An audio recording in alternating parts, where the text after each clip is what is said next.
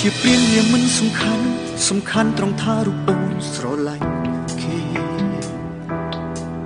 បងឈរយំអូនមិនឃើញទេអូនឃើញតែស្នាមញញឹមអ្នកថ្មីគេប៉ុន្តែចេះប្រើស្ទីលបងអាចខាប់យកចិត្តស្រីអូនស្លងភ្លេចអស់វ័យគិតគេល្អចោលស្នេហ៍យើងឲ្យល្អកកត្រាំត្រៃក្នុងភ្លក់ភ្លើឈឺចាប់មិនទាន់បានមួយខែស្រួលផងអូនរត់ឲ្យបងជួយជូតទឹកភ្នែកយំសឹកស៊ុលរៀបរាប់ឬហេតុថារូបអូននឹងគេបែកគ្នាអូនសុំឲ្យបងត្រូវគ្នាវិញព្រោះអូនដឹងខុសហើយតែបងនៅឡើយឈឺចាប់ពេញបេះដូងនឹកដល់គ្រាដែលអូនចោលបងគ្រាន់សុំអោបចុងក្រោយក៏មិនបានដេកចាំទៅថាបងនឹងអាចមានថ្ងៃព្រមស្រឡាញ់អូនម្ដងទៀតដេកចាំទៅចាំដល់ថ្ងៃសេះដល់ស្នេហ៍ត្រីអនឡាញដុំស្រកាត្រូវគ្នាវិញតតែបងខ្លាចជាមនុស្សបាត់ការចងចាំអីថាទើបខួរក្បាលគ្មានសេះសល់អ្វីសម្រាប់គុំគួនខឹងស្អប់មាសមេ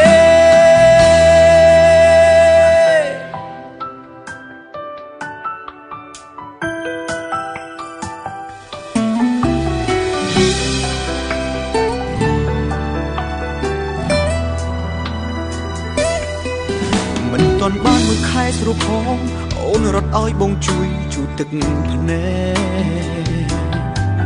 យំសឹកស៊ុលរៀបរាប់ឬហេតុថារូបអូននឹងគេបែកគ្នាហើយអូនសុំឲ្យបងត្រូវគ្នាវិញព្រោះអូនដឹងខុសហើយតែបងនៅឡើយឈឺចាប់ពេញបេះដូងនឹកដល់គ្រាដែលអូនចោលបងគ្រាន់សុំអោបចុងក្រោយក៏មិនបានដេកចាំទៅថាបងនឹងអាចមានថ្ងៃព្រមស្រឡាញ់អូនម្ដងទៀតដេកចាំទៅចាំដល់ថ្ងៃសេះដល់ស្នេហ៍ត្រីអនឡាញដុំស្រកាត្រូវគ្នាវិញតតែបងខ្លាចជាមនុស្សបាត់ការចងចាំអីថាទើបខួរក្បាល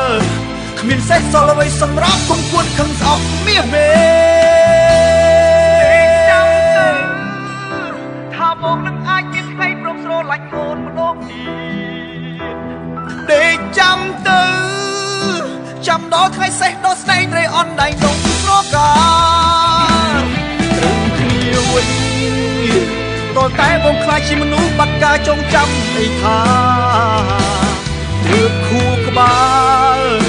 គ្មានសេះសល់អ្វីសម្រាប់គុំគួនខឹងស្អប់មាសមេ